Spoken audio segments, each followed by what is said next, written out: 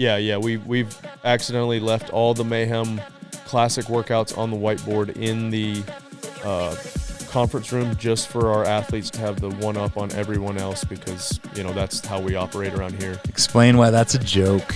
It's not a joke. My FOMO is crazy right now. There's only one in there that you're like, yep, that's a Mayhem workout if I've ever seen it. Yep. That's where the Wayans brothers did they were gay film critics. Mm-hmm. There were some great sketches on that. That's where Jennifer Lopez came from. She was one of the Fly Girls, dancer. Know that. Man, who else? But anyways, yeah, that was where he kind of like. Jenny from the Block? Yep. She was Jenny from the Block back then for sure. She says she still is, but if we're being honest, My time has passed. Yeah. Last she's an icon now. Angelo has to eat his sugar. Which one are those? Cinnamon sugar graham crackers. They are incredible. No one can hear him because he's pushed his mic away. Hey, this fridge thing, tell him the ballistic block thing does not make it look better. Can you move your mic a little closer too? The ballistic block? Wait, what? In your office. Said the fridge looked dumb. He comes walking through the facility with one of those rogue ballistic blocks, and I'm like, "What are you doing?" Even if it doesn't make it look cooler, at least it makes it more functional. By the way, I'll clear off all my old books off. I was just trying to clean out Laura's office. It will look library, man. It will look better with two. Yeah, big nice platform. It's a waste of the ballistic blocks. They were. You know where they were? They were in the storage container. Yeah, nobody's missing those. There's like a dozen in there. From the actual. There's I was just looking for something that's square that I could set it on. Yeah, but it sticks out farther than the. I'm gonna turn. I'll get two and I'll turn them sideways. It'll be about the same. This opens up a whole can though. Like I hate a mini fridge. Oh, what? Yeah, it's kind of. They're just mini fridge. What can you really put in there? Like if it's just stocked with drinks or one person's lunch. You can put your lunch in it. Could you though? We'd be fighting over space. You got your cute little lunch boxes and stuff. I mean, you don't have to put your lunch in it. I won't make you. But I also we go down all sorts of rabbit holes if you want because, do it. Well, love you, Jake. But I think that for me, if we're meeting, unless you're Rich Froning, don't bring food into the meeting. And if we're sharing an office, I don't think I even do that though, do I? You don't, but if you did, it would, Yeah, but you got your own set of rules. You go to meetings, you go to lunch to have a meeting. Yeah. Acceptable place to have food. For sure. Meeting, bringing in food. If we're hey, let's go into this enclosed area. Yeah, no. And Jake. Well, I've never thought about this. Really? Well, then don't. You're also between 11 even and right 1. now, you just ate a graham cracker on a podcast, which is you did it in a respectful way. I doubt that any viewers I'm a food sound guy, which means that my high IQ is higher, apparently, according to Instagram. Gus also hates chewing sounds. Believe everything. And actually, I won't even use any names, even though I already have. But if you're a loud eater or whatever, you can't do. I feel like that should be done. Should be done. Or he knows. My wife hates it, and we'll try to do a movie night, and she pops the kids popcorn. Yeah. And 2 minutes into it, she is freaking out at them to be quiet. Yes. And to hurry up with the popcorn. I'm like, you did this. Yeah. And it won't shock you, but even. I'm so pathetic, but even at a movie theater, in between previews, if I got my hand in the popcorn thing, I'll stop and freeze, I'm worried about interrupting other people, but when people are just mashing facefuls of popcorn, you're like, dude, it is a critical piece of dialogue right now. Shut up. I used to try to save the snacks to into the movie. No. And then you're I crush them. I'm sitting there just full when the sick starts. It's so good. Can't help myself. So the butter that they use is not just regular butter. It's it's infused with an oil or something. It's not butter. You thought it was No. It's not even a butter adjacent. It's not straight the same oil. Thing no, it's just delicious oil. sauce. They should just call it butter flavor. It's like a butter soup. They should call it delicious sauce. Well, that's the kids. We had to drop off Lakeland, and we were trying to find some lunch. And they're like, Waffle House. It's over there by Prescott. Yeah. So we went to Waffle House. But as I was making their waffle, it's just butter spread. I love when it says butter spread. Yep. Yeah. When it's not. At least they're honest, you know. I had a roommate in high school, and he was like, look, let's just drop all the pretenses. He had in our dorm room kind of thing, he had a whole restaurant backstock sized MSG container. And he would just do MSG on his thing. And in high school, his parents apparently got him a deep fryer, And his punishment would be like if he ever went off the rails, they would take away his deep fryer.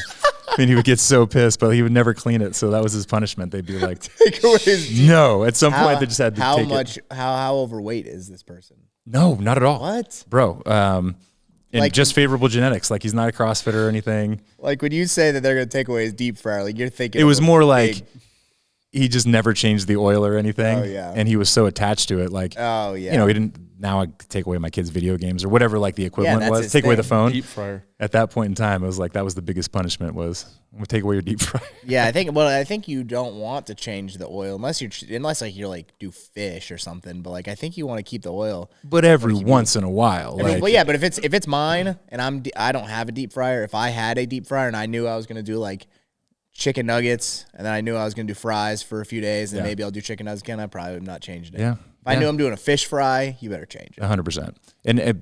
But I think there's also at some point, like, you're running the risk of like a health hazard. But this kid was like, what temperature is that? Well, I mean, when it's at temperature, it's at temperature, but when it's not, it's do not. You know what I mean? It's just sitting there. Your Blackstone. Do you clean it right there, or do you clean it? See, what I'll do is I'll scrape it and get all the, but I'll leave some on. To be fair, Pit Boss. Sorry. Oh, there's not. Oh, that's the brand, yeah. Oh, okay, mine is a Pit Boss, but I just thought Blackstone I didn't know was a brand. But so what is flat top griddle, yeah. I guess. Yeah, I just leave mine. I don't ever wash it with. I may wipe it every once in a while with a paper towel, but I'll usually just scrape it and then throw more oil. But immediately after cook, right? Yeah, or if I'm in a hurry and it's super cold, the next time I go, I'll just heat it back up, and when it heats back up, I'll scrape it off. I've made myself get in the habit because it's so much easier when it's still hot. Yeah, just spray the water and scrape it. Yeah, but then I think that there's room for it's funny we just had this conversation. There's room for a tremendous invention because you scrape it into that tiny little crap holder, and that thing overflows for me. I always forget very easily. It needs to be hot to get it out. Yep. I made steak the other night after we got home from Sweden. My steak was better than the steak at the expensive place that we went to. Really? Scott, speak on it, Scott. You ate the Highland cow steak in Sweden? Is that right? Yeah, and I tried yours. I mean, it was good. I just didn't like So Rory and I split a 40-day. So my opinion on steak usually at a restaurant is that I can make a better steak than the restaurant. Almost always. Yeah. Almost always. Rory and I split a 40-day aged steak. Yeah. And I think it didn't like impress me as much as I thought, but the fact that it was like above and beyond for there made it like a pretty good average steak here, right? Whereas Rich's was not from like the top shelf menu, and so it just sucked. Yeah, it was just not great. Really, the sides and everything that went along and the sauces and stuff. Like if I had my steak the other night with what we had at the table, it might have been one of the better meals I've ever had. I would have done 7 more orders of that bone marrow. That was just bone marrow was finger-licking, delicious good. The food in Sweden was much like it exceeded my expectations. Service was like as good as the food was. The service was that bad. Oh, really, bro? I don't know if we just got dealt. That last restaurant was the only one with good service. Yeah, it was good service. She was awesome. So it wasn't just one restaurant. No, it was multiple restaurants. Just I think also a culture thing. Well, definitely. Like we were in a hurry. We were like, hey, Saturday we worked 12 hours, and it was like, hey, we weren't necessarily in a hurry. We went to dinner at 6, and we got out of there at 9. Oh my gosh! Yeah, it took an hour and a half to get a Caesar salad. We thought we were cheating. It took an hour for them to ask what we wanted. I don't think we had waters. No. The guy came to take our order. Some other guy chased him off and said, hey, go seat this table. This literally happened. He got chased off. The guy was about to take our order. The owner or the boss or something comes and pushes him off to go get the other people seated. And we were sitting there like, and we'd split up at that point. They were freaked out because we had 8 people. They freaked out and split us up into 2s. Meanwhile, another group of 8 comes in and they had a seat, and it was not a reservation. I think it was, and we showed up to, okay, so to your point, sorry, at the hotel food, one of the best Caesar salads I've ever had in my life, and the Swedish meatballs were like to die for. But yeah, same thing. We showed up there with a large party, and they were like, let me freak out. And then we had 12 instead of 14. We had told them 14, and it was just a big deal. And they turned us away the next night. And I was like, man, what if we just come back and we're like, party of 4, party of 4, party of 2? You know, like I think it would have worked. But Yeah, there was weird. The Caesar weird salad vibes. at the Italian place was better than the first night. Oh, was it? Yeah. Should have done it. Yeah. But then we got this, like, they had a meat plate for 2. So we're like, let's just take 2 of those. It was me, Scott, Austin, and Darren, because we got separated from them. And so we get the food, and we're like, hey, I think you forgot one of the meat plates. They're like, no, that's 2 of those. They combined it onto one plate. It was not for 4. Yeah. There was only 4 pieces of meat. The Caesar salads were good, and they had like 3 pieces of chicken on, like tenderloin pieces of chicken, so it was enough protein. But you're still just like, I'm not waiting another 4 hours for another 4 steaks or whatever. We're just trying hard not to be like the ugly Americans, but yeah, food was great.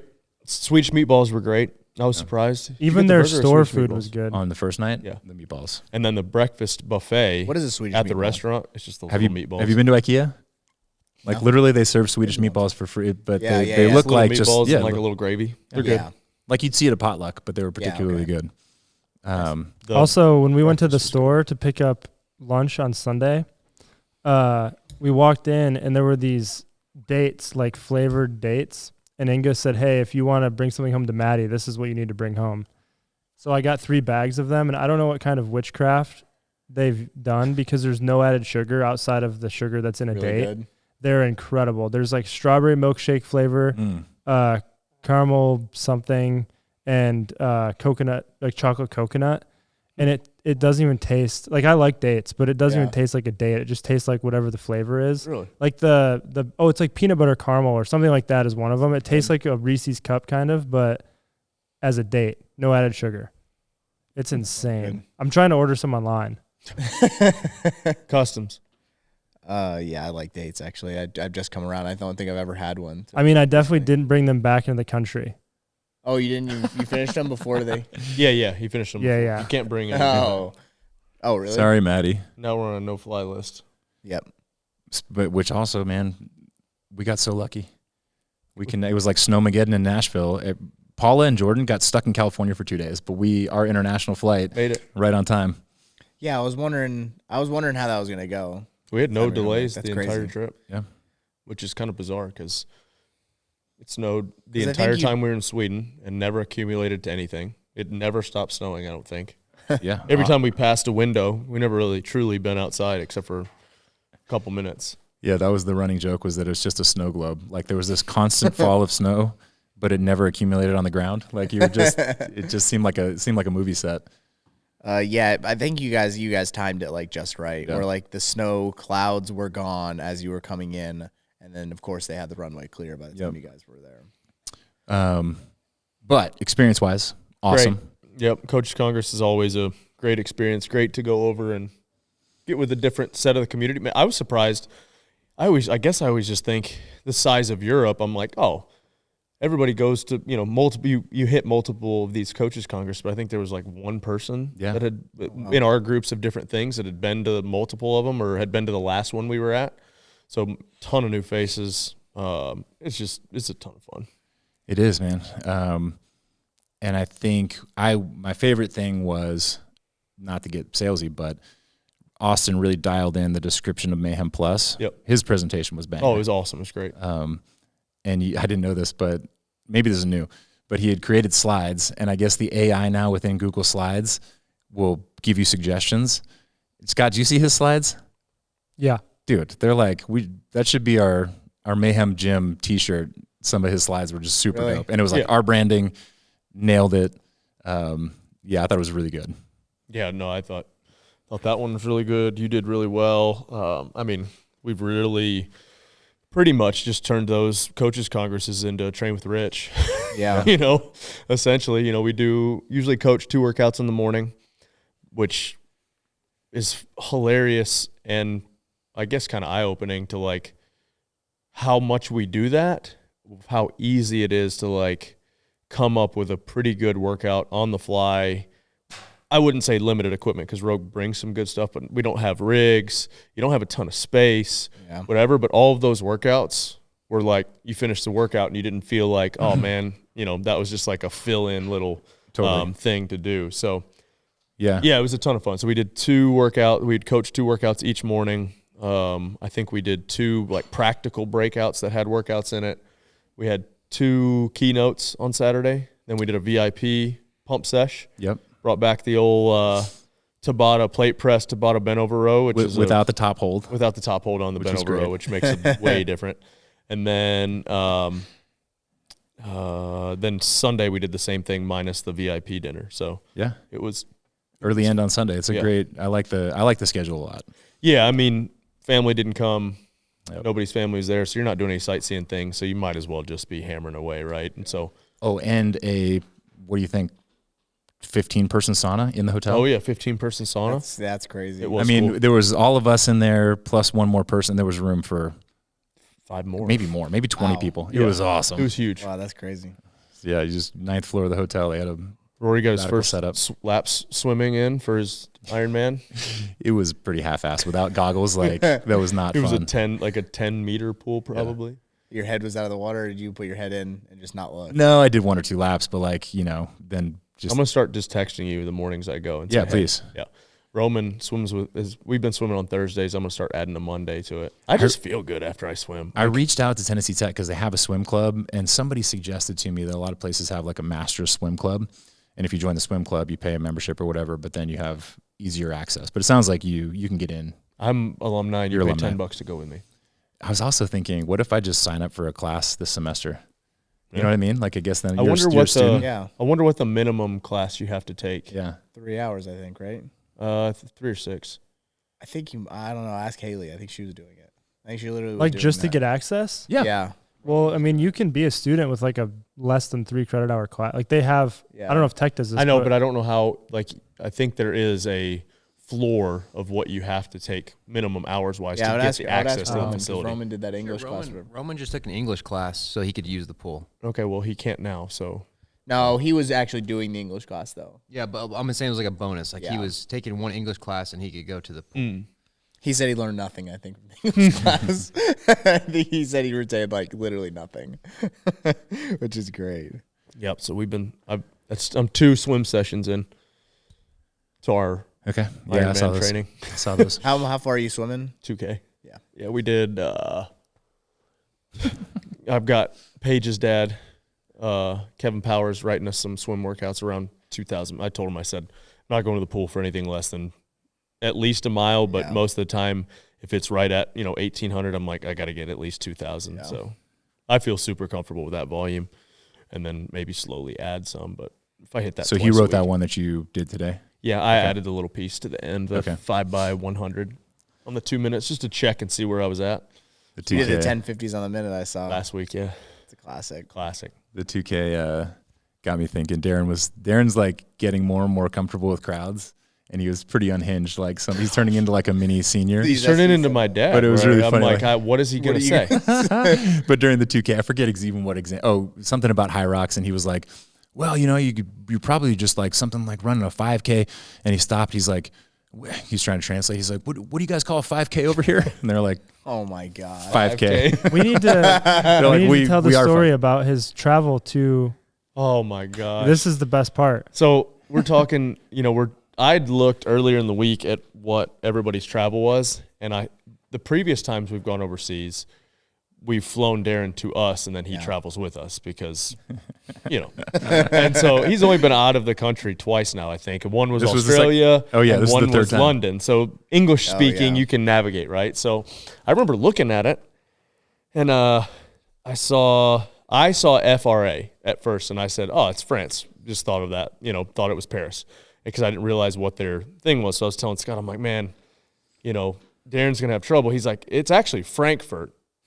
And so I looked at it and I was like, oh yeah, Frankfurt, Germany. It checks out FRA. Oh, okay. Hang on. And so he had to fly through Frankfurt. And so, but he's flying with you guys at this point, or no? Still no. He's all by himself. We connected in London. We didn't see him until we got to. That's what I was thinking. And so we're on a text thread, and Facundo's checking in on everybody, and Darren uses the Dumb and Dumber quote. The French are assholes, joking, and.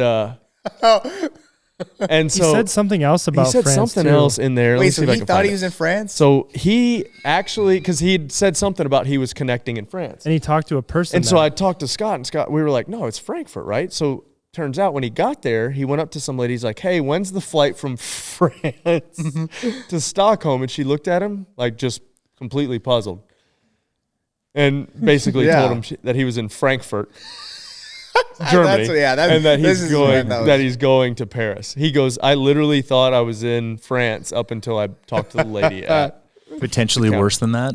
And I feel terrible about this. My head was in the clouds the whole time. And then like, I did not adjust to the time change as well this time around. But I was telling everybody that I'd never been to Sweden before. I was like, yeah, I've been to Copenhagen for the semifinals, whatever. Well, this is my third coaches congress. 2 of them are with Mayhem. And the first one was when I was still at CrossFit. And some girl came up and she was, hey, fun memory. This is the first coaches congress I ever went to. And you also. I was like, yeah, that's cool.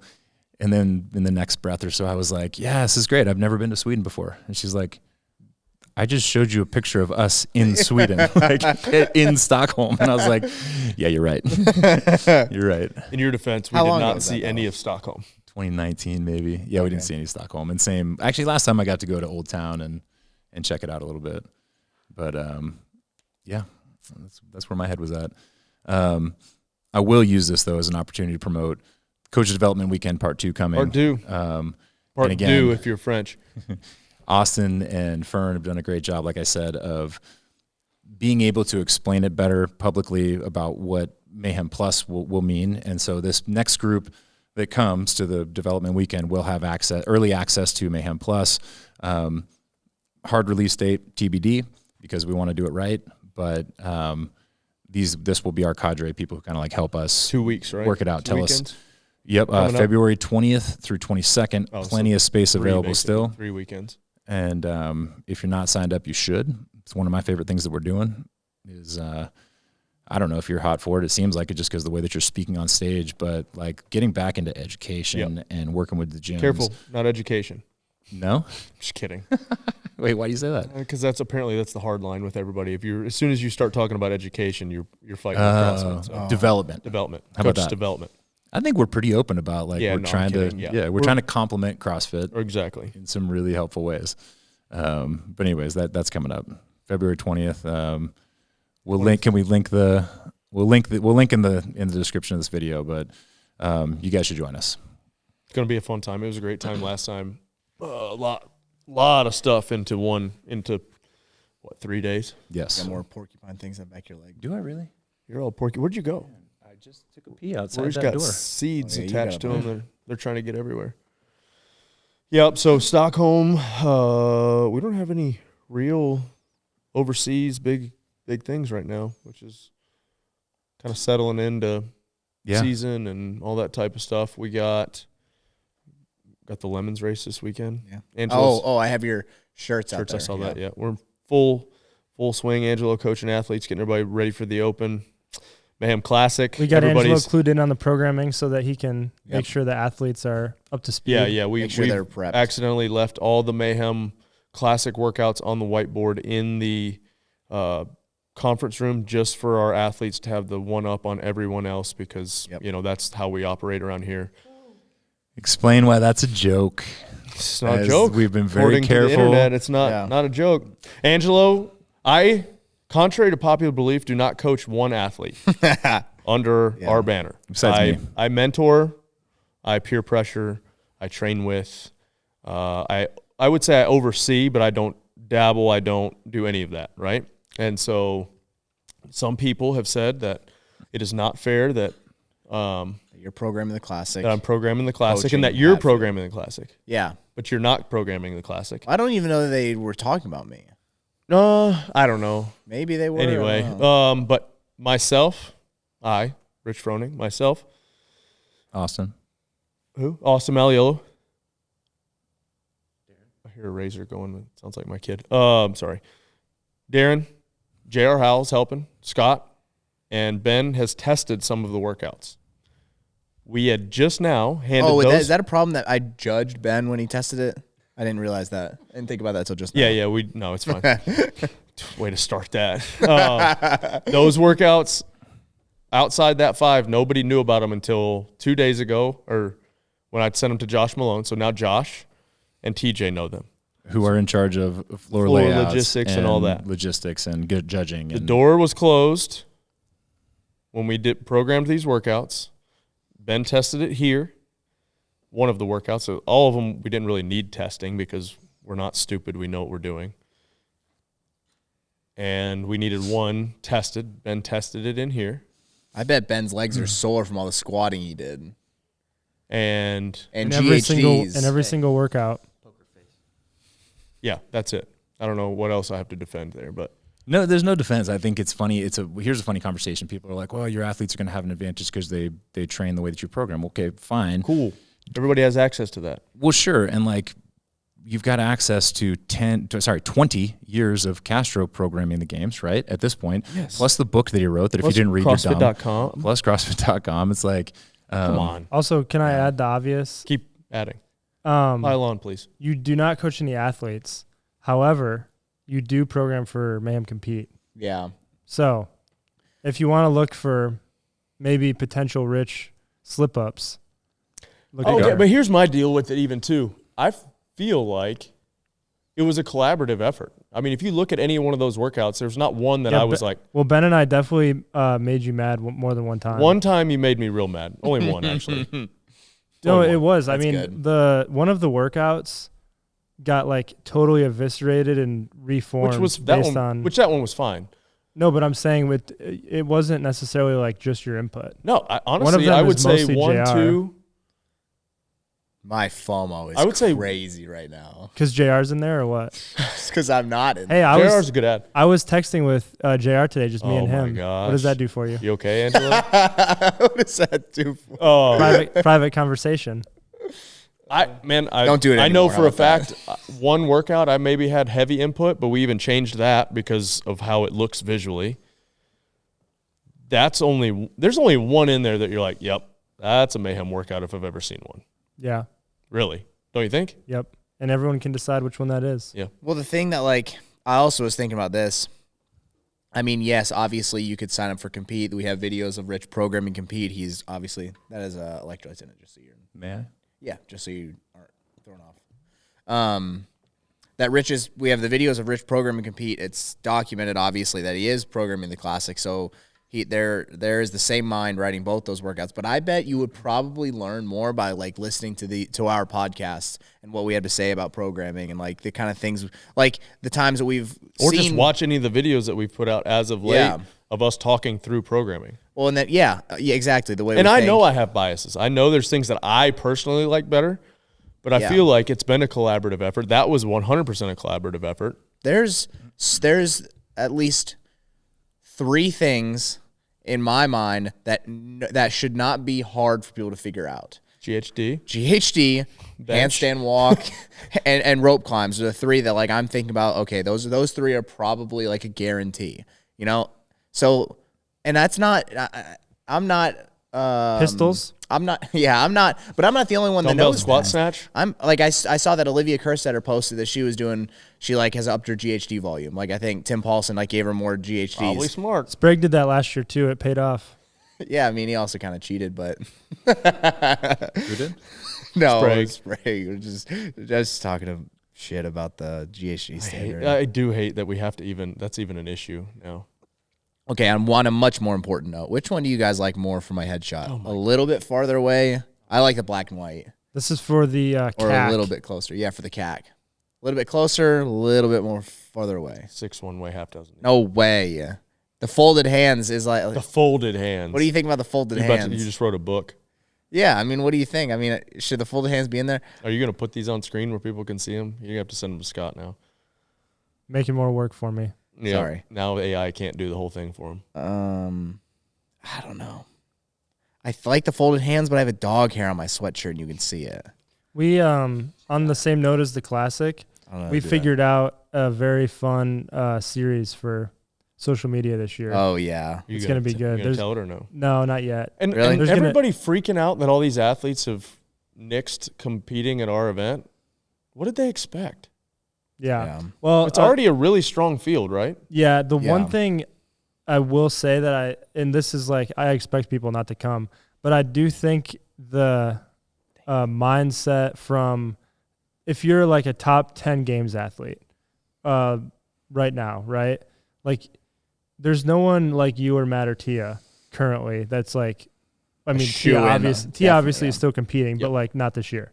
There's no one that's a shoe in to win. Like, so it kind of comes down to who peaks at the right time at the games, how the programming plan like lays out, whatever. But if you're a top 10 athlete, I feel like you should have the mindset that you can come to any field and be top 3, right? So like in my head, whenever like on the, what is their podcast called? Dallins and Hoppers and Boys Interrupted. Yes. Boys Interrupted. Like I do understand that there's only so many spots, but if I'm someone like Dallin or Sprague or Hopper, he's coming obviously, or Justin, I would think that the mindset, you'd have to have the mindset that you can be top 3 in any field, or I don't know how you can expect to win the games. Yeah. Like I don't think the people I mentioned, like you, Rich, or Matt, or Tia, you guys never cared who was in the field. You were going to show up and like win, right? Yeah. So I just found that interesting. Yeah. Yeah, I mean, I because think if I think I'm on the podium at the games, how do I think that I'm not going to be top 3 in this field? You know what I mean? Yeah, I agree with you. I can understand both perspectives. I agree with that perspective. I think that is the perspective you should have. And then, I mean, at a certain point, anywhere you go is going to be a pretty tough field. Like, let's say the top 5 guys of the games all come to the Classic. Only 3 of them can still make it, so there's still 2 of those that are going to bleed over to another competition. So, like, you're going to have to meet a good amount of these guys at some point. So there's probably other reasons. I don't know what they are. But, like, I know, so, like, looking at the guys that showed up, or the top, let's say, 7 to 10, the guys that are coming to our competition that are top 10 games athletes, right? Yeah. Roman, Hopper, Austin, Colton is like right on the fringe of that. Yep. And Adler. Yep. All of those guys probably think they can win the CrossFit Games this year. Yep. And all of those guys think that they can win this competition. 2 of them aren't even going to qualify. Yeah. But to me, it's like, it's more of like, and I understand not wanting to compete against, 10 top 10 athletes. But I just think if I'm like, hey, I'm whoever, like if I'm Jason, right?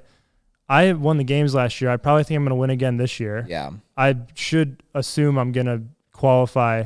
I think that is obvious. I know you're just using him as an example. I think that's obvious from Jason. I think it's actually a pretty good move. Like, it looks good on his part. And I know those other guys. Those other guys think the same thing. I respect that way more. Yeah, he should be thinking, and it's obvious that he does think this. Like, hey, I'm the champ. I should be able to go wherever I want, punch my ticket as soon as possible. Like, I'm not worried about anything. And I don't That's think cool. I mean, it's cool perspective. I think if you don't have that mindset, you're never going to win the games. Yeah.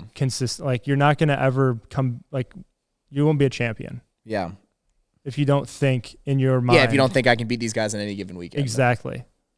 It is so weird now compared to how it was like with him or Matt. They didn't have a choice with Central East. Gosh, yeah, Central East was so stressful. Yeah, it's like it literally is way. That was the hardest part about that was you did. That was your one shot. Maybe. That was your one shot. Mm-hmm.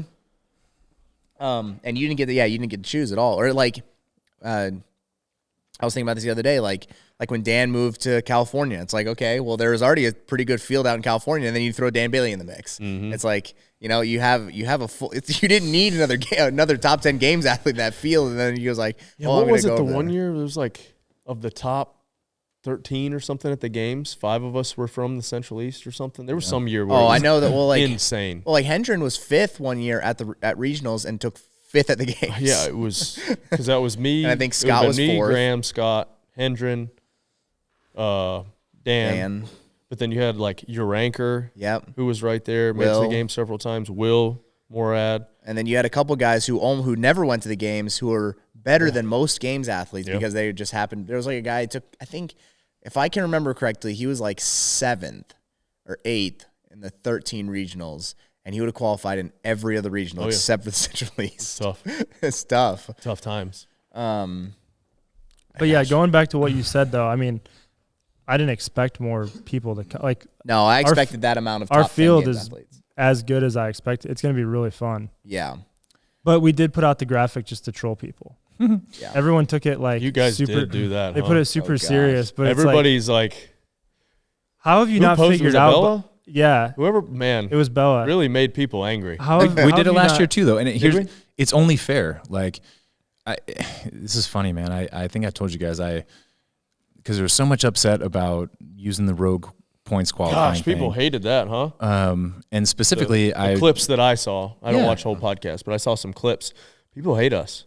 Well, yeah, I think that it's a lack of understanding, right? And so I told you guys, but I reached out and I had a great conversation with Taylor Self, and it's like I think that even sometimes those guys don't understand. Like, hey, there's parameters that we have to take into account. Like, we can't wait until all of the leaderboards are closed. Everybody's like, oh, if they don't sign up for the Open, they can't do it. And you're like, bro, we got to get a field set as soon as possible. Yeah. Literally, the quarterfinals end a month to the day before the event is happening in Cookeville. Hey, right? guess what? If you win the Classic and you don't do the season, that's your fault. That's right. And you're not taking a spot away from somebody going to the games. Yeah. So who cares? And we're like, we hate to say it, but the truth is, like, we want people to watch our events, so we want top athletes. 100%. And I can't police whether they do or don't do the Open. Well, I want them to, but people I can't are probably going to watch it more because they hate that person that's not doing the season. But I'll say this: he sent me a follow-up with like a list that John Young had put together, and I told him that we should revisit this, and we should. It'd be even fun to have like some of those guys on a podcast where we can talk through it. But he only indicated, I don't think that he sent me the female, but they sent me males of like the only two that they indicated like, hey, these are quote unquote trash invites, declined the invite anyways. So like all these concerns that people have where they're like, you're going to have these people that are whatever, CrossFit haters or don't deserve the invite or whatever. Like they said no anyways. They also were like, don't you want to watch those people fail anyway? They also were like, that you hate. Why'd they invite Tia? She's obviously not. We can't just skip people on the list. It would have been on everyone's list. You have to. She deserves an invite. But you have to invite them even with the understanding. If anybody deserves an invite, that woman deserves an invite. You got to invite her. Even if you know someone's not competing, you still have to just send it. For sure. Yep. Yeah, man. Yeah. To be fair, I don't want. I really, in my personal opinion, I don't want any of the I'm outs there. But I understand you guys' perspective. Yeah, I mean, I don't either. Yeah. Deep down in my soul. Yeah, but I understand we're trying to run a good competition, and the best athletes coming to it helps us. I don't know, man. I think people have the right to change their minds, and Agreed. whether you know what I'm saying, like it's like trying to litigate what somebody said on. I hate that stuff. Like with exceptions, right? Like if it's just beating a drum all the time and like trying to undercut the community and say shitty stuff on a consistent basis, like, yeah, stop that. Yeah. That's one thing. But if it's like, hey, like at a particularly difficult time for our community, if they flew off the handle or felt a certain way, some of them probably still do. Like, fine, that's your right, man. And it's your right to change that as well. Yeah, I agree with that.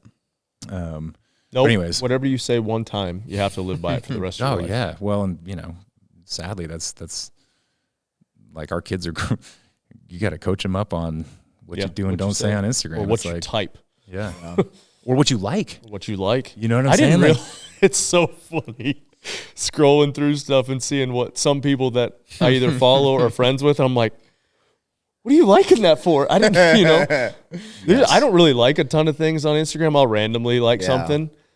I didn't realize it showed up until the last, it's been probably 6 months to a year, but I'm, now that I see that what people like.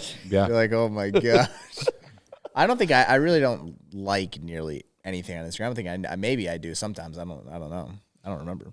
There's a couple of pages in particular that I interact with on purpose and will comment and and all that kind of stuff. But to your point, like I typically I'll scroll quietly. Yeah, usually I just go quietly about my business, about my scrolling business.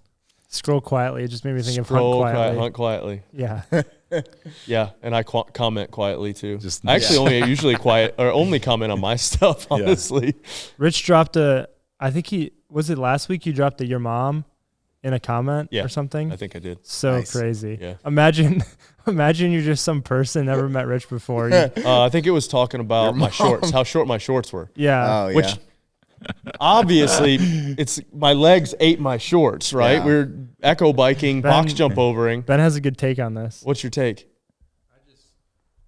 I just said I agreed that you look like a camo diaper. I mean, it did. My shorts rode up. I'm in the middle of the workout. I'm not gonna. It's fine. It ended with a ski. If I was you, I'd have been like, yeah, bro, you're right. Well, I just told him they said something about the short shorts. Where'd you get them or something? I said your mom's house. I'm going to defend you though. I'm going to defend you here. Oh, thanks. Okay. Your waist is extremely small. I do have a dainty little waist. You're like, what, 29 or 28? 28, yeah. So you can get like an extra small short. I know. And your legs are bigger than a person who's typically wearing an extra small short. Yep. But when I know. there's so much bunch and it shapes like a V, it looks like you're wearing a camo diaper. It does. I agree. The only company that's ever nailed Hey, that. guess what? It got a ton of comments. It helps the algorithm. Thank you, I everybody. said that too. But I do think it could be eliminated if, I know you hate it, but little it slit. wouldn't happen if there You was a want that slit slit. on the short. I kind of like when they bunch up because then it feels like I feel like no restriction whatsoever and it's still covering my man parts. Or, like Arnold, and I was going to say, like, and I have no vested interest because this company doesn't give discounts to anybody, I don't think. They do the trainer thing. But Lulu used to, I don't know if they still do, but they called it hockey butt, and they would make shorts for people with small waists and big butts.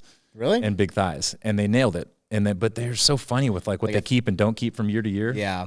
I just don't get it. I'm like, dude, you nailed it. Why not keep these shorts? Yeah, it's like when Chick-fil-A put the, did you ever have the Chick-fil-A that had pimento cheese on it? Oh my gosh. It's with the jalapenos it turned me on and to honey. pimento cheese. Oh my gosh. And then they it's ditched so it. Good. And limited time, why? I would buy that 3 times a jalapeno day. honey. It's Oh, so good. It like, is so That's good. the same with Lulu shorts. I'm like, bro, you nailed it, and then you took them away. Like, why?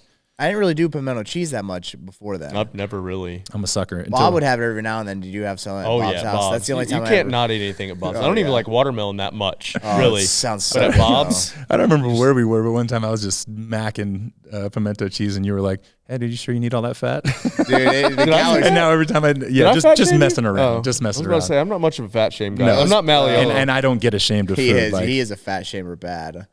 He just doesn't. He doesn't care about food. Yeah, he eats a victim's lunch. I don't he eat. does. He is wildly dedicated. I'm notorious for not eating. That's whatever.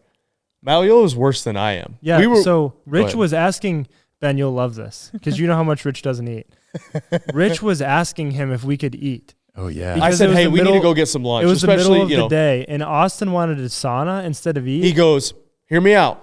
We could sauna and not eat. And Rich Because was we like, had 20 minutes to do something. I just knew that we weren't eating until 9 o'clock at night. Yeah. And that's usually when sun goes down, that's when I take in some calories, right? take in. And he's so dedicated that he doesn't eat airplane food. He will not. And I'm like, dude, I eat every single thing on the Just tray. because out of I'm survival. bored. He's on board. I'm bored. I'm like, you know what? I'm not going to eat that roll that's like tastes like cardboard and is super, just 30 seconds later, you're like, I'm like, I'll eat it. I'll throw that butter on there. That's right. Yeah. Put it in my palms, try and warm it up. Honestly, I don't even love cheese and crackers. Nope. I'm going to eat those cheese and crackers. This dessert is disgusting. I guess I'll finish it. Yeah. I'll finish everything on there. Yeah. I might start gnawing on the wood. Me too. When my kids are like, hey, yeah, give me that cheddar onion pastry. Yeah, I'll take 2 if you got it. I wanted a second one, and I told Scott that. He said they came around for seconds. That must have been they a come slip. down. What? They come down with like the leftovers, and I wanted it so bad, but I had just too feel like much a shame. slob. Well, you can go back to the back. You can go back to the back and like always get snacks. You know that, right? No, but this on was like international- the before you landing. Like was a they hot give you a pastry. pizza roll or something. Yeah, something. At some point too, it's just embarrassing to do that. Yeah. And I already had 3 protein Because- bars at some point too because I was hungry. But not really, because I think I might have had 3 of those, but like homeboy next to me was spilling into my seat, Yeah. and he only he had a half of one. and he the was problem- drinking 4 things of wine. The problem Yes. is I was in a row with 2 like 100-pound girls, and they didn't want any of the food. You're like, hey. Make sure that You're you, like, hey, hold on. so- Recognize the comment there. 2 100-pound, like the smallest girls you've ever seen in your life. Yes, and not they- 200-pound girls. I thought it was Lakeland. I was like, oh, sorry. Oh, And you're they an didn't- adult. Yeah, these were full-grown adults, small full-grown adults, but they didn't want the food, and so I'm just chowing down on these meals, and so I can't go back and get more food. It was the only time on the trip that me and Scott was behind me for every other flight, and that flight he got the one in front next to the tiny women, and I got one next to the dude who was like 500 basically pounds. sitting on my lap. And it was the only flight where we had to sit by people. Every other flight was like empty. That's true. I had an empty seat on every flight. I got lucky nice. somehow. I basically did too. So do you eat these girls' food? No, they just didn't. They like when they come around, they're like, "Oh no, no thanks." Were you in the aisle though? Oh, No, I was in the aisle. Oh. Yeah. Okay. I thought you were gonna say like if you were in the aisle, they're like they don't eat it. They go to throw it away, and you just instead of handing it to the attendant, you just put it on your tray. No, Whoa, so, whoa, like, whoa. I had Pump the the snack, brakes, the kiddo. drink, the dinner, the other snack, the And they didn't. the They double didn't eat. drink, No, the hot pocket thing. hot pocket thing. Yeah, I got everything. The cheesy onion And so roll. then they come around for the second one, and I've not seen them eat 1 calorie. I'm like, I can't do this. And I've had 3 protein bars too. So at this point, my guts are about to explode. And on our London leg on the way over, the flight attendant had Scott fingered as a service member. Service member. He wanted him to drink wine so bad. He was like, "Are you a service member?" I was like, my headphones are on because my movie wouldn't pause. I was like, "A what?" He said, military." I said, "No, I'm not." He said, "Well, like free wine if you're a service member." He's like, "So," and I'm like, "I'm sorry." I'm like, "Sorry, not me." I'd love your free wine, but I'm not a service member. I wasn't trying to get stolen valor, you know. And by the way, it was free wine for everyone. Yeah, because he was just trying to get rid of it. He's asked Roy if he wants wine. He's like, no. He's like, here's another Coke Zero for your dinner. Because usually they'll just give you one of those like 6-ounce cans. Chintzy, yeah. And usually I'm not a Coke Zero guy, but on a plane, man, all the rules are off. I'm like, just give me whatever to get me through this thing. So he gives me one. He goes, "You want wine?" I was like, "No, thanks." He goes, "You want another Coke Zero for your dinner?" I was like, "Why not? I'm not driving." Yeah. He thought it was the funniest thing Really? ever. Hilarious. He chuckled all the way down the aisle. Not driving. Not driving. That's It's so good. That's so cheesy good. dad joke, and he's like, it got him good. Is that joke from Airplanes? No, it's from Home Alone. Oh yeah, 2, yeah. where he's like, "You want another Have you scoop?" He goes, seen "Why those- not? I'm not driving." Have you seen those like one-liners Yeah, from Airplane? I stole it from Darren. Darren does it all the time. What is it? What is that movie? It's Airplane. Yeah, Yeah. Airplane. Yeah. There's like What's your vector, Victor? some classic, the classic one-liners are in there. Oh yeah. When they get in a line and they're slapping. Yeah. Yeah. Yep. speaking of, I watched the new Naked Gun. Was it good? On the flight? I thought about it. It doesn't hit the same way. Yeah. It's just as slapstick, but it just with Liam Neeson, like sometimes I laughed and sometimes I was like, nah, I can't do it. Yeah. Man, the movie selections were not great. Entertainment was not great. Not on the way home. Selection was bad. Usually I like We had an older plane on the way home. I tricked Scott into I'm drinking all your water, by the way. Yeah, it's all right. I tricked Scott into Sinners. Have you seen that? Do you know anything about it? Not really. Oh, then I'm not going to say anything because Scott had no idea what it was. And halfway through, it takes this massive turn. Really? And if you don't know it's coming, man. Yeah, I have no idea what that is. It's a Michael B. Jordan. Oh, okay. He was nominated for Academy Awards this year. And it was a good movie. But Scott thought it was just like a boot. Oh, whatever. I'm going to ruin it for you. There's a massive twist. Yeah. So but I brought it up in the office, and everyone that hadn't seen the movie, I guess if you watched the trailer, you knew what the twist was. I think I heard you guys talking about it, Yeah. and it didn't seem that groundbreaking to me because if you watch the trailer, it's like horror. It's got a horror turn. But yeah, like, there's some weird stuff. And it starts out just like roaring 20s bootlegger type stuff. Yeah, when I watched the preview, I'm like, that's not something I want to watch. And Scott Turner took his headphones off at one point and was like, dude, I was not ready for vampires. Yeah. Scott watched F1. Oh, yeah? Have you watched F1? I don't think so. Dude, hey, it's coming back into theaters, too, for It's a couple good. days. Yeah. It'd be a good theater movie. It's a good movie. Madison would like it, too, I think. Really? Yeah. What is it? What's it about? It's about F1 F1, racers? but it's Brad Pitt. Oh, okay. Think Top Gun Maverick, Yeah. but like the sequel to Days of Thunder. Oh, yeah, you talked about not really the sequel to Days of Thunder. Yeah. It's You good. did talk about Brad this. Pitt is a national treasure. He is. He's Yeah. so good. I don't know. So Scott, as a professional observer, like I felt like this event was people were so plugged in. Coaches Congress? Yeah. Yeah, I think so. Well, also, it seems like, and I wasn't at the, like, I'm just with us the whole time, but it seems like every time we did something on the floor, I don't know what the caps are supposed to be, but I felt like we doubled it. Dude, it I was think crazy. Like, yeah, you're going to have 40 people per workout in the 60 morning. We had people. 65 the first morning. Yeah. And then there's some people that are just there to throw down. Yeah. They'll do 4 workouts 3 in or a 4 day. workouts with us Really? every time. Yeah. It's awesome. Oh, Yeah. you know, it'd be a good thing to have you explain. There's so much confusion right now, like for new affiliates that came over, especially from NC Fit, about what we mean when we say own your own programming or own your programming. Your concept for what you want to do for the video, I think kind of spells it out where you're like, we document you from conception to you show up and then 65 people kind of walk through. Yeah, I think maybe when the video comes out, it'll have better, basically we didn't have a workout ready for the first morning. Like we kind of knew the space and we saw it the night before. Talked about movements vaguely. And then you show up and you got 65 people. And so you're like, how the hell are we going to get 65 people through here? And so, one, this comes with a ton of practice and a ton of, Train with Rich has helped me with that a ton. Before that, I'm like, what do we do with a class, right? And people that train with Rich love it. And love it. The whiteboard session. The whiteboard session. So, basically taking what you think you have in your idea or what's written on your programming, what's, from us, if it's to come from Mayhem, from Darren, and you show up to class and you've got, more people than the equipment you have. And so you've really got to know, one, what the stimulus of the workout is. You need to go through those notes and the prep notes and all that stuff, but you got to do it yourself. Like, you need to know what that workout's going to feel like, where people will start to stack up in the workout. So you might have to, change a movement or switch movements around. And I think we take it for granted, because there were multiple times where we'd be like, all right, we're going to do this. And from us walking from the booth to the workout area, which was 50 feet, 20 meters. Yep.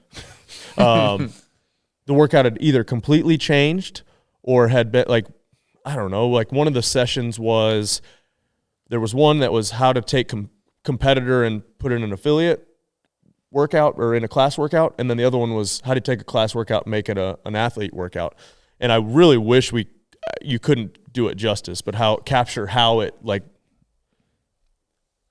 it helps that me and Austin and Darren are on the same wavelength when it comes to that stuff.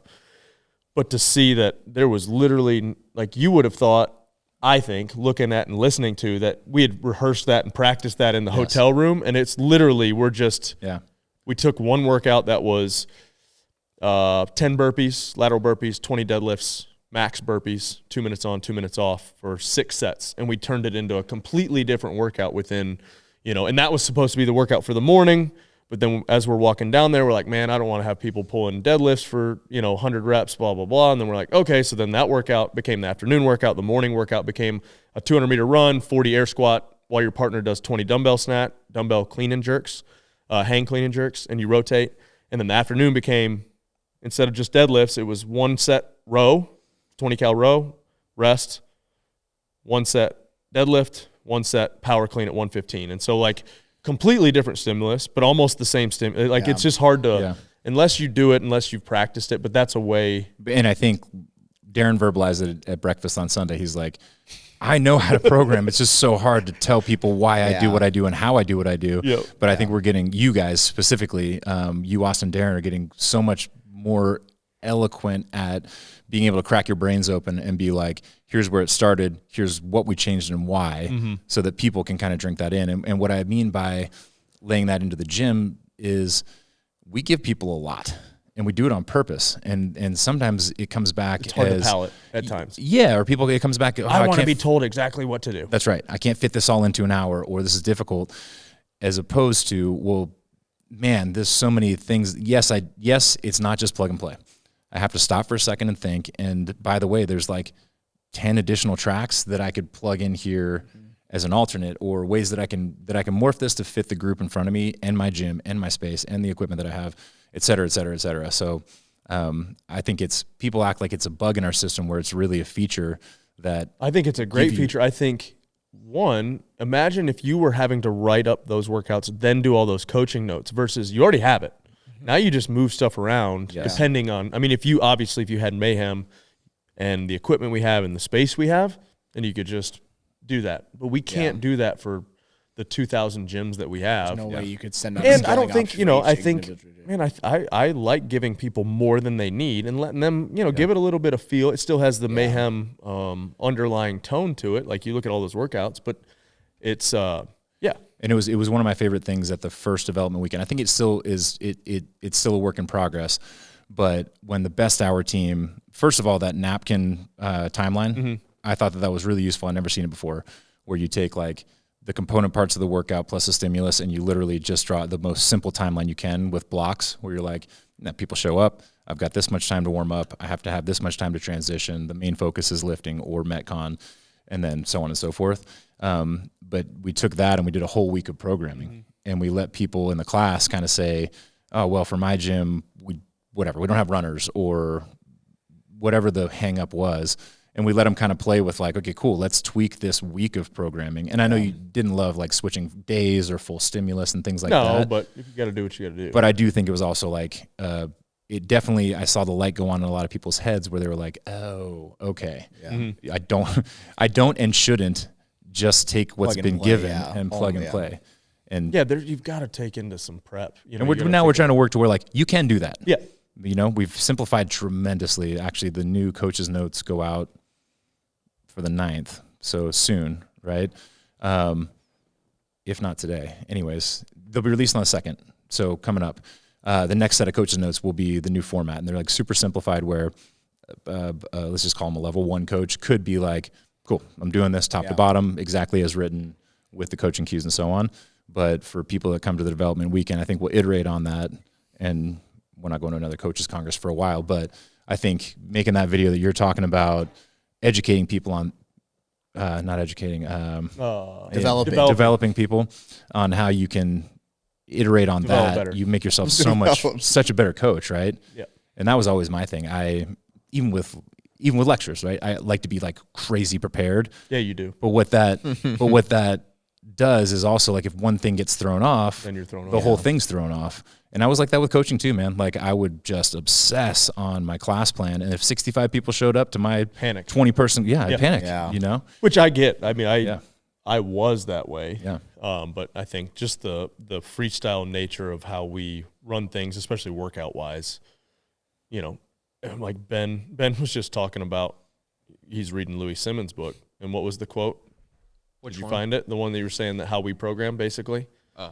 I'll stall here for a second, but I'll help you stall. Some of the practice that you do, which is awesome, is like you invite however many guys want to come. You have no idea who's going to show up on a Saturday. Yeah. And it's like, okay, here's what we're going to do. You know, and like, okay, it's partners at 3 instead of partners at 2 or groups of 3. Here's a couple different scales, you know, kind of. And honestly, if people are paying you for that, then you need to come up with those scales. You need to do that. But on those, you know, our Saturday mornings, we're just doing dude groups where we do that, or you do train with Rich, or you do like you or the games, you know, we're like, hey, we knew that you're supposed to be signing up for these, but if you're in the audience and you want to come on. And, you know, 15, 20 more people come out of the audience, or whatever, spectators.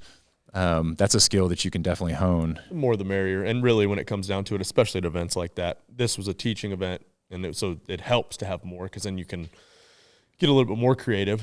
But you know, I think I said it there. It was like, are you really doing CrossFit if you're doing it by yourself? Yeah. I mean, you can do a CrossFit workout. It's always better with other people, right? Definitely. And that was another thing that was like, practice what you preach. Yep.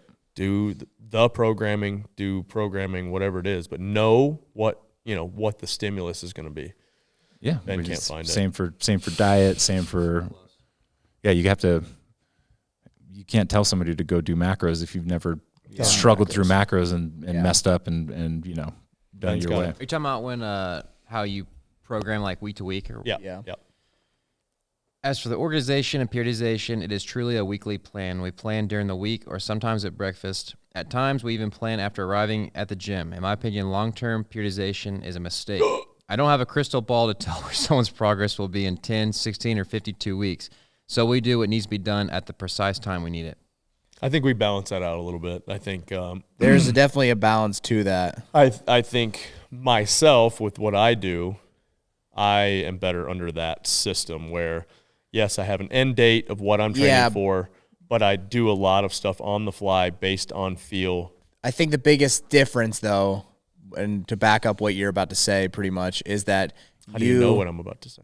I got a pretty good idea about how you have really wrung out every possible percentage point of your performance of the performance you could, and you have a very finite idea of exactly the intent that you need going into a session.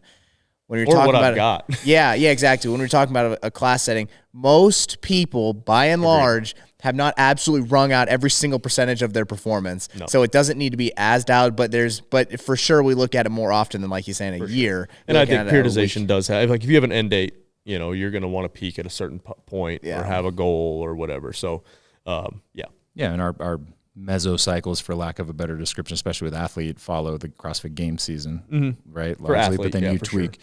Then you tweak within that. Yep. What was Austin saying? He made a great point about when he told people that he just throws away their class plans. No, that was great. That was great too. He was basically he kind of lectured the group that we worked out with on Saturday or Sunday morning or midday. It's all a blur, dude. Okay, well, he effectively he was saying like, look, you guys screwed this up, and you're the coaches. Like if you aren't practicing this and you aren't getting that skill. That was on the workout you just described. Yeah, when we were programming, talking about it, and we were asking for some involvement. And I'm like, how would you change this for an athlete, or how would you get a different? Because they didn't, they couldn't get done with their cleans in time to get back to the burpees or whatever it was. Yeah. He was basically saying that they picked the wrong weight, but they're the gym owners or coaches or whatever, and they're also the 1% of those because they're at Coaches Congress, and it's still hard. Yeah, it's still hard. So that was like emphasizing how much you need to make sure your members have the right instruction. Yeah, you're kind of holding their hand a little bit and coaching, right? Yeah. Like telling them what they should be doing. He was also like, he didn't have a mic or whatever, so it seems like he's just shouting at the guy that asked the question because he's trying to. There's 60 people and there's stuff going on around. And did you see the video where he's talking and I'm like legs a little bit wider than they should be probably to just stand there, and my head's tilted back, and it's like Did you see that? Yeah, he kind of cocked to the side like a confused dog. You were probably half asleep. I was struggle bus at that point. Honestly, and yesterday we were talking about being in a fog. It's not jet lag. Like sleep wise, I'm fine. I think it's just the regiment of being on. I think that's what messes me up more than anything. Yeah. I think sleep wise, I slept my normal, go to bed at. Yeah, because I don't think we got used to that time zone. No, I don't think so. I think it's the lay it all out there for, because even between stuff, I'm talking and hanging out and taking pictures and exactly stuff. And I would say and you want those people to have a good experience, and so you're you're just on autopilot it all the time. Yeah, and not trying to just glaze, but I think Man, it was funny. Remember at the games, you used to have a special entrance because you would get so mobbed, and it was different because you were competing, right? But even at these things, you get mobbed, dude. If we didn't go somewhere else for food, it's not even and it's not superficial. The conversations get deep, and here's what's happening. Oh yeah, we started talking about Swedish politics. That's right. That's right. And taking over Greenland. So it is. Yeah, you're not unplugged. And hunting in Greenland. Yeah, you are mentally plugged in for. You got to talk about Jesus some too in Sweden, which was cool. Nice. Yeah, that's good. Yeah. Yeah, they did. They put us on the spot at one point. There was a dude, his name was also Henrik. The guy who runs Coaches Congress is Henrik, but there was another Henrik. He runs a magazine, I think just in Sweden, called Sweaty Business. And his concept, he was basically trying to say Swedes by nature are very inclusive, but meaning they don't want to offend, and so they stay. Yeah. What I was trying to attack was building culture within your gym. And in addition to our faith, family, fitness stuff, I talked about Nicole Christensen from Roots, and she is one of the most regimented people you'll ever meet. She's got a 17-year affiliate. She's crushing it, but they've taken, she went values, and then she laddered those out into literally a list of do's and don'ts, like the etiquette of her gym. Yeah. Everything from, hey, shirts are optional during workouts, to you're not on your phone when you're coaching, to you don't coach when you're not running the class, stuff like that. Anyways, but she's literally got at least 60 plus specific written out bullets of the etiquette of her gym. And I thought that was really interesting. But anyways, he was there and he was really plugged in.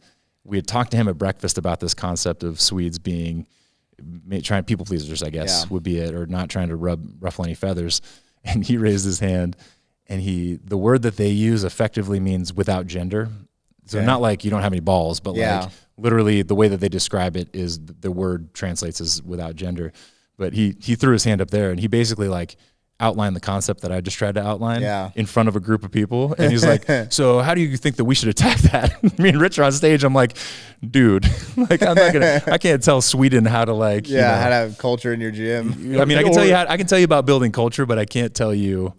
I don't know. It was more. It sounded more. It was more political. American culture. But he's like, this. All you're saying sounds like very American culture, right? Because I got up there and was basically what Jim has always said: is if 50% of the people love you, and 50% hate you, you're probably doing something right because you're not lukewarm, right? Something, But the nature. I think I even used the Jesus lukewarm thing. Yeah. And he's like, that's just not a thing here. Then I'm like, yeah. But the nature of it was almost political in nature, and I was looking around the room did you just piss people off? Is everybody on the same page? Are we good? I mean, I think everyone can agree with that, even if they haven't ever really thought about it. I would rather you tell me yes or no to my face than you be like, oh, maybe, and then never give me an answer. You know, I feel like everyone likes that. But this was interesting. They said, because I said the same thing. I was like, yeah, you stand for something and it'll push people away, but it'll attract others. Yeah. And he said, man, not here. They just try to like kind of. He said literally he'll a little bit. And I wasn't talking about politics, or it wasn't faith, family, fitness, service type stuff. It was like, you can't do this and you can do that. He said you'll lose coaches over that. Really? Coaches. Just by having rules. Blew my mind. That's weird, yeah. And I don't, again, that's a sample size of one, but it was other people backed it up. I was like, that's a really interesting challenge to solve. For sure, yeah. How do you get people into how do you make a culture around something that you can't really have rules set on? You can't say it out loud. You can't, right? You can't. That's weird. You're trying to make everybody happy, you're gonna make nobody happy. I didn't realize, so after the fact, I looked up just some Sweden history, politics. They never joined the USSR, but they never joined NATO. They legitimately stayed neutral, public facing. They leaned towards the West, but very tried to stay neutral during no Warsaw Pact, no NATO. I think they eventually joined NATO, but just kind of slide under the radar a little bit. Them in Switzerland, right?